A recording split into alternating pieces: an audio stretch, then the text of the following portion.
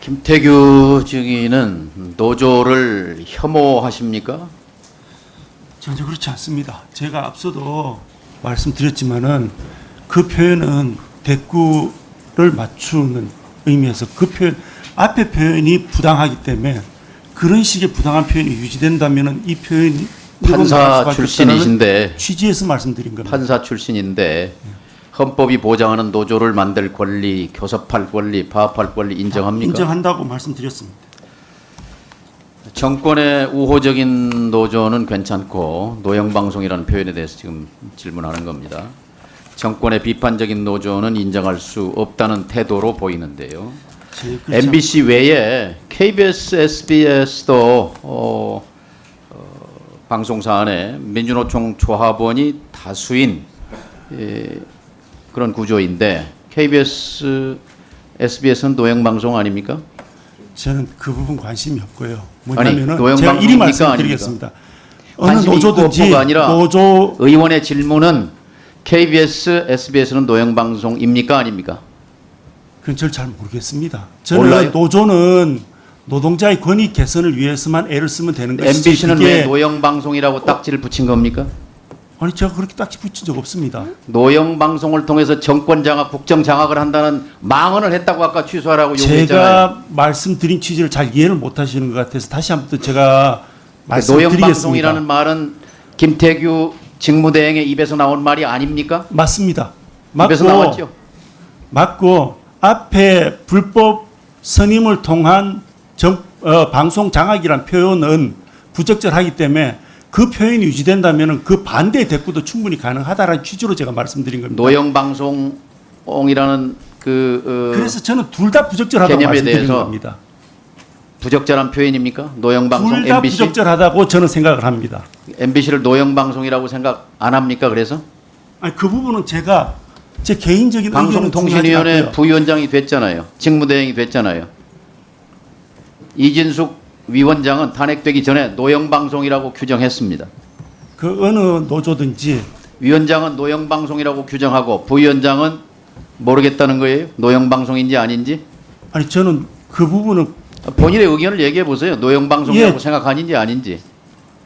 글쎄요. 저는 지금 노조가 그게 어느 쪽 노조든지 노조가 노동자 권익 개선을 위해서 하는 것이 아니라면은 그 어떤 정치적 형태도 저는 옳지 않다라고 생각하기 때문에 그런 취지에서만 말씀드리고 그와 관련되어서 언론 MBC가 노조가 어느 쪽인지는 공정방송이나 공정언론을 위해서 투쟁하는 것은 권익을 위해서 투쟁하는 것입니까 아닙니까? 글쎄요. 그 부분은 서로 평가가 다를 수 있어서 제 의견하고는 좀 평가가 다르다는 건 본인의 평가를 말해 보세요.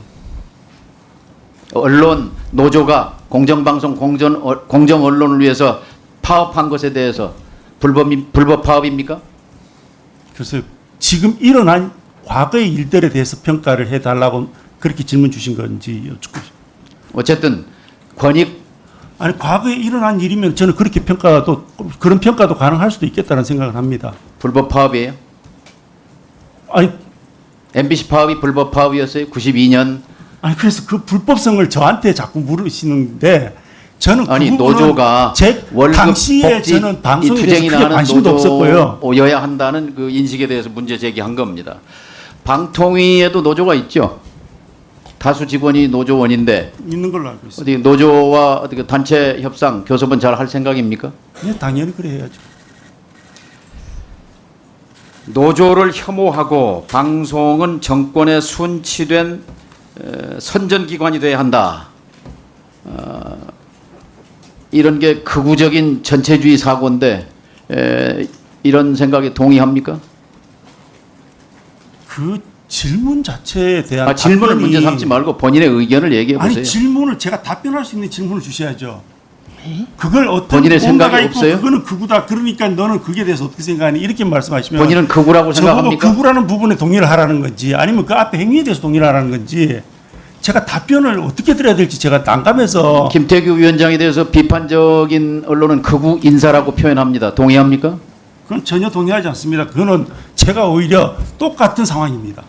그 누군가가 나를 극우라고 얘기한다면 나는 그 사람에게 극좌라고 되돌려 드리겠다는 말씀입니다. 두 사람이 앉아서 뚝딱뚝딱 2시간 만에 MBC 이사, KBS 이사를 임명한 것을 두고 그 절차적 정당성을 따지는 위원회에서 김태규 직무대행은 불법이 없도록 노력했다 이렇게 말했습니다. 그러면서 그 노력의 내용을 묻는 질문에 대해서는 답변을 거부했습니다. 또 본인이 절차상 하자는 없다 이렇게 말하면서 그 절차 하자가 없는 절차를 설명해 달라 하는 데 대해서 답변을 거부했습니다. 따라서 위원회가 증언감정법 4조에 따라서 이 답변을 거부한 증인을 고발한 것은 직무대행을 고발한 것은 적절했다 저는 생각합니다. 그리고 저기 아까 오전 질문에 말이죠. 제가 질문했더니 사실이 아니다 이렇게 잡아댔어요. 근데 지금 직무대행은 오전 내내 이것은 회의 내용이기 때문에 답변할 수 없습니다. 답변을 못 하겠습니다. 못 드리겠습니다. 그 얘기 하나 하고 그 다음에는 다 거짓 증언이었습니다. 제가 거짓 증언 하나 얘기하겠습니다. 내일이 광복절이어서 우리 김태규 판사 시절에 대법원이 2018년도에 일본 강제징용 피해자에 대해서 일본 기업의 배상 책임을 인정한 그 판결에 대해서 이 대법 판결이 잘못됐다, 실수했다 이렇게 했지 않느냐 했더니 그렇게 쓴 적이 없다 이렇게 말했죠. 그건 명백히 거짓말 아닙니까? 아닙니다. 자, 본인이 2019년 7월 31일 김태규 SNS에 업로드한 26페이지짜리 일제 징용 배상 판결을 살펴보기라는 장문의 글, 이게 아마도 재판단으로는 김태규 판사의 출세작입니다. 여기서부터 주목받기 시작하고 공수처장 후보로 거론되고 권익위 부위원장으로 가고 그리고 방통위 부위원장까지 직무대행까지 왔습니다. 자, 여기 24페이지에 제가 읽어드릴게요. 제가 답변할 수 있습니까? 그러니까 이거 듣고 답변하시기 바랍니다. 24페이지에 대법원 판결 징용 피해자들 그 원고들의 억울한 사정이 풀어졌는지는 모르겠지만 그것을 통해서 대한민국 국민 모두에게 적용되는 법의 기본 원리가 흔들리게 됐다. 네, 맞습니다. 이게 판결 그랬었습니다. 부정한 거잖아요. 또 아니, 그게 부정한 게 대법원 아니죠.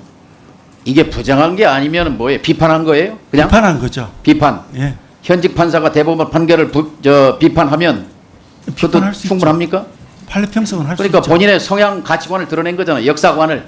글쎄요. 그러니까 일본 법원의 판결 기각한 강제징용 피해자들의 소송을 기각한 오사카 법원의 판결 그것은 인정하고 우리 대법원의 판결은 비판한 그것이 대한민국 판사 맞냐고 묻는 거예요. 아까. 자, 그럼 이제 답변 드려도 되겠습니까? 해보세요. 자, 먼저 앞에 거부와 관련돼서 거부가 다분히 아무런 이유도 없이 저 혼자 자발적인 의사로 거부하면 거부 맞습니다. 만약 그걸 이유로 해서 고소하신다면 고발하신다면 저는 충분히 받아들이겠습니다. 근데 제가 줄곧 말씀드려온 것은 제 자발적 의사가 아니고 저희가 권한이 없고 그런 진술을 할 그 이유가 없기, 그 규정이 없기 때문에 제가 답변을 못 드린다는 핑계는 잘 찾았지만 타발적인 이유에 핑계는 의해서 잘 찾았지만 타발적인 이유에서 제가 답변을 못 드렸기 때문에 제가 답변 거부라고 말씀할 수 없다는 행정행위에서 가장 중요한 것은 절차적 정당성이기 때문에 이 위원회가 그 절차의 정당성을 따져 묻는데 지금 직무대행이잖아요. 방통위 부위원장이잖아요. 상임위원이잖아요. 책임 있는 자리에 있잖아요. 그런데 회피할 구멍을 찾아서 답변 못하겠다고 일관한 그 자세 당연히 고발해야죠. 법을 그렇게 임명권자에게 해임과 사퇴를 의결해야 된다고 생각합니다. 제가 뒷부분과 관련해서 같이 답변을 드리겠습니다. 법을 그렇게 해석하기 때문에 제가 문제를 삼는 겁니다. 적어도 판결과 관련해서도요.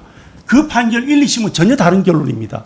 전혀 다른 결론이고 그래서 제가 판례 평석을 한 것이고 제가 그 사안에서도 피해자들에 대해서 소홀히 하지 말라는 얘기는 굉장히 강조를 했습니다. 그리고 그 피해자에 대한 피해를 회복하는 방법은 오히려 국가가 적극적으로 나서서 이 피해자들의 피해를 구제하고 노력해야 된다. 그거는 정치적, 외교적 수법으로 풀어야지 굳이 사법적인 방식으로 푸는 것은 오히려 그 사법적 원리로 풀기 위해서 법을 무리하게 법리를 바꾸는 것은 그것은 기본적으로 법의 원리를 바꾸는 결과가 초래되기 때문에 25페이지에 그 이렇게 썼어요. 폐해에 대해서 지적을 한 겁니다. 됐어요.